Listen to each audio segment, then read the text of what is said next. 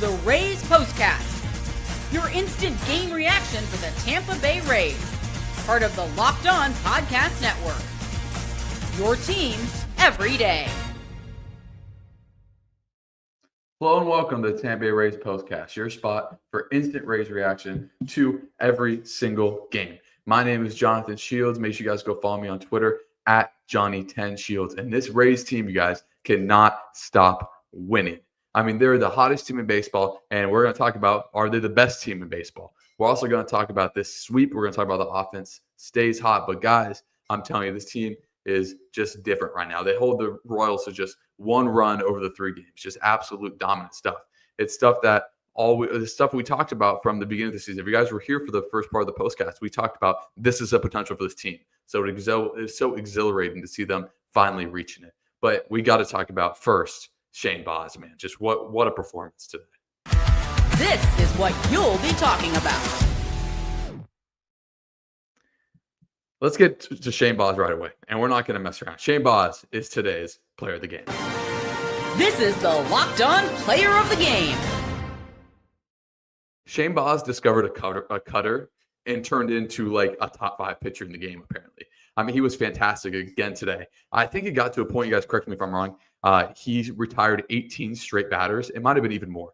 Jonathan India got a double to start the game, and then boom, he's shut down at least the next 16 in a row, and he just kept on building from that. He was fantastic. His fastball at the top of the zone was working today. That knuckle curve has really taken off. Had his 3 hits and 9 strikeouts and 0 runs down. It sounds pretty darn good to me. I mean, just nasty stuff from Shane Baz. And we all remember Shane Baz got rocked a few times earlier this year, and a lot of times on that slider. So shout out to the Rays for getting together and being like, look, what works, what doesn't? Because, even though against Houston, he had that stretch against Philly, gave up 6, Toronto 3, Miami 5. And even against Houston at the end May, he gave up 3, but, it really could have gone away from there. Since then, he has just been dominant. And it's been dominant is not the right word. He's been really good, and today he was dominant. So, I mean, just to see his progression just in June alone has just been such a thrill to watch, because I've said it and I'll keep saying it. I think Shane has the best stuff on the staff. Just the way that the ball comes out of his hand is different from any other pitcher than the Rays have, in my opinion. And to see him being able to unlock his potential like this, ridiculous. But guys, we're talking about one run to a Major League Baseball team. I understand the Royals are struggling. I understand that they've lost, I think it's now 10 in a row at home. I get all that. But what the Rays did, specifically with their pitching staff, is not something to just gloss over just because the Royals are struggling.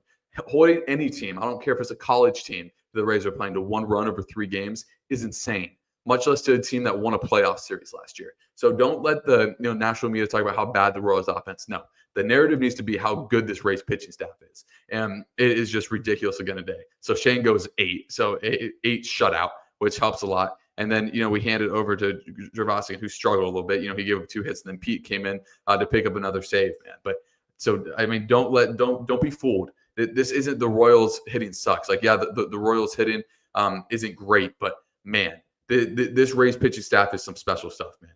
And we'll just get right into it right now. Do you guys think this Rays team is the best team in baseball? Let me know in the comments right now if you're in the live, or if you guys are watching the replay. Let me know in the comments. Is this team the best team in baseball right now? I know record-wise they're not. I know the Yankees are a half game better. I know the Mets and Phillies might have better records. I know the Tigers and Astros have better records. But they have gone up against all those teams outside of the Phillies, and I know the Cubs have a better record. But they've gone up to all those teams except for the Phillies and have dominated them for the most part. They dominated the Tigers. They didn't dominate the Yankees, but they performed very admirably. They dominated the Mets. This stretch right now since May 20th, there's no one touching this Rays team in any stat. I mean, they are just beyond dominant right now. And I'm going to keep saying that word, guys, because I struggled through last year where the Rays couldn't win back-to-back games. And then obviously the Rays made the playoffs for all those years, but I struggled through the mid-2010s when James Loney was my first baseman. And James Loney I actually like James Loney. He's a good player. But just to say those weren't great times for the Rays. So to have a team like this that just looks such head and shoulders better than almost every single team that they play is otherworldly. I mean, they've lost 1 series since May 20th. Guys, we're going on a month. That's like 1 in their past 8 series that they've lost. They sweep again today. They've now won. I mean, you can say they've won. Now it's like 23 out of 32 or whatever it is. But, now they've won, 5 of 6 again. So we talked about what can the Rays do after a loss? compound those losses and not fall back. The last 2 times the Rays have lost, they follow that up with sweeps. That's how dominant that last 2 times, 2 of the last 3 times they've lost, they followed it up with sweeps. The Rays have only lost back-to-back games 1 time during this stretch. That is what elite teams do. And the Rays are an elite team. And I've said it before. I'll say it again.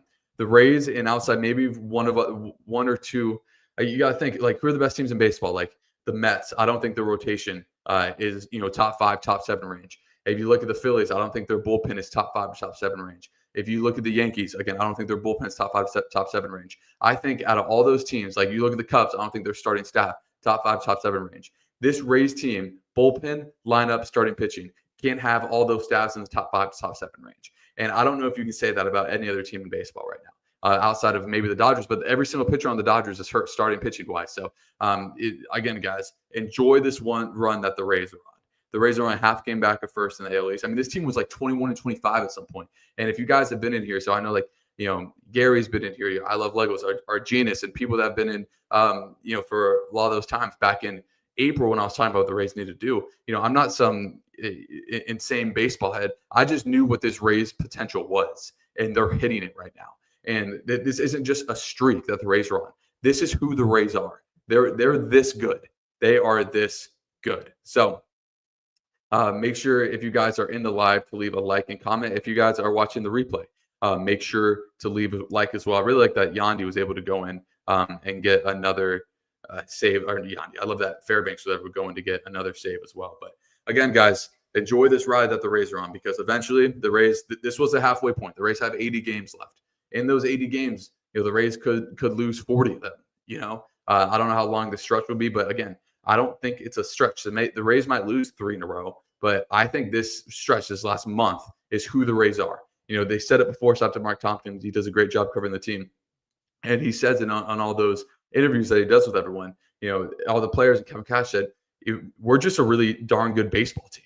And I think that is the case at this point. But we will get to the offense staying hot. We'll look more about how the Rays got this sweep. We'll look ahead to the Baltimore series, and we'll get to our turning point in this game right after this.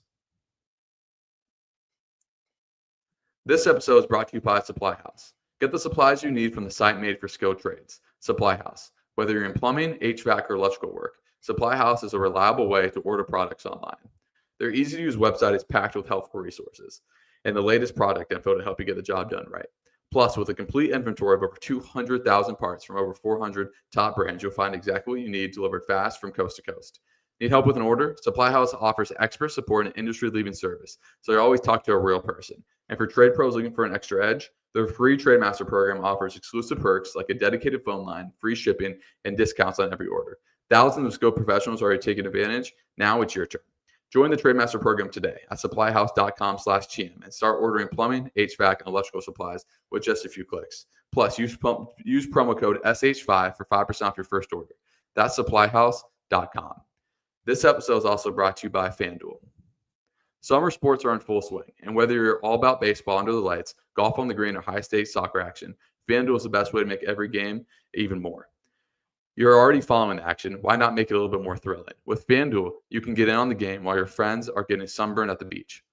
I've been using FanDuel to track my daily matchups, and the app keeps it fresh with new daily promotions, which are always fun to bet. So now that baseball's in full turn, they'll almost have a daily baseball promotion to make the odds better for you guys to bet.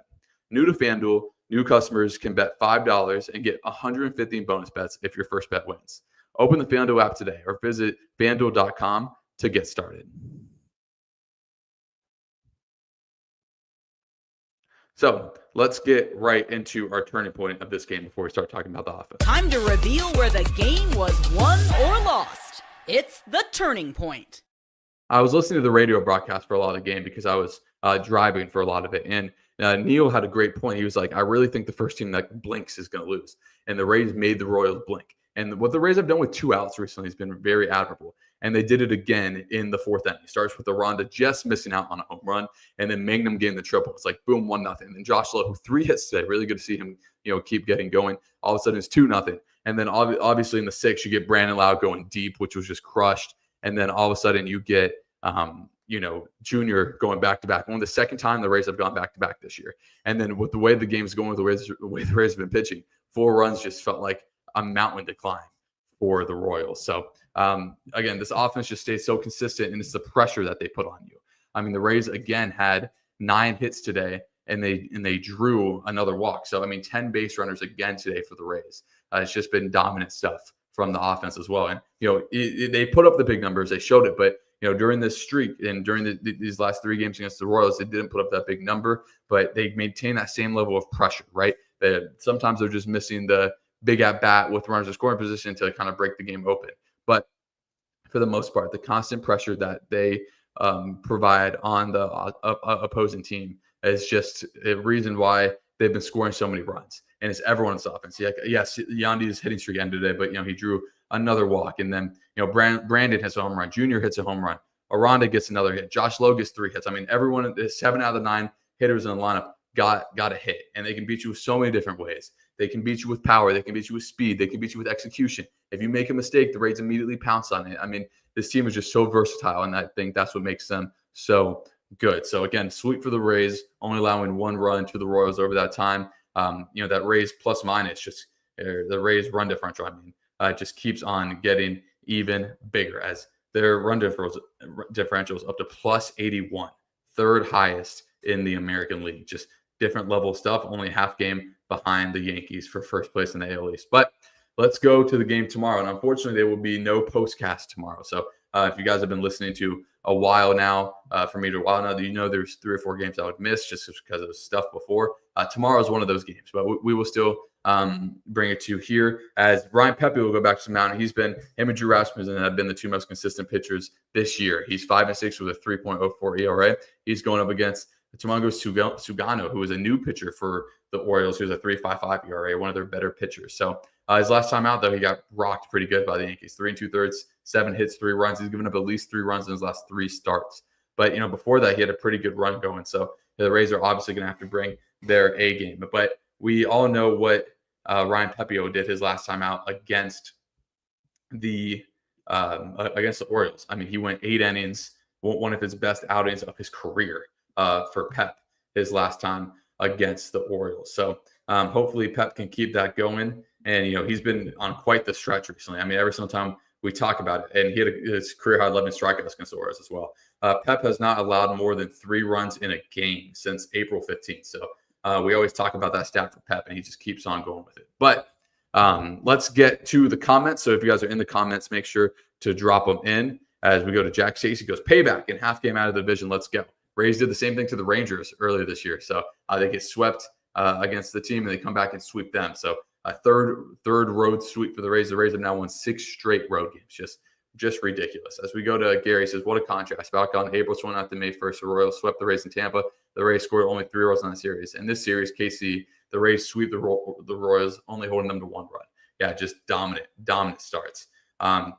Just ridiculous. James Keck says, best team in baseball. Come on. I agree with you. As we go to Alexander Hernandez, says, big bang by Lowe and Junior, 2 triples by rookies. Yeah, I mean, when's the last time the Rays had 2 triples in a game, right? It's just the Rays have been ridiculous so far. And I think Shane Boggs picked up his 8th win of the season, which leads the Rays staff.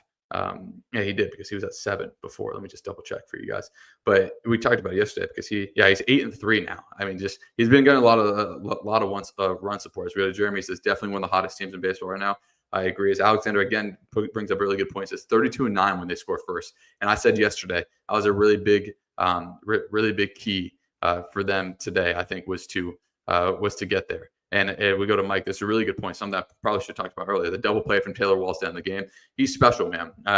Again, if he's a 220 hitter, he's going to find his way to MLB roster for 10 years. He's that good defensively. Taylor Walls is.